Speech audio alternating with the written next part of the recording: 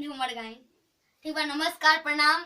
गलती हो जाता कुछ बजावे में तो एकरा खातिर क्षमा करब लो। और हम बानी शिल्पी रस। हारमोनियम अभी सही नहीं खे, खुदे डिस्टर्ब बा। और कोनो गाना सुनाई। ठीक बा, नमस्कार प्रणाम।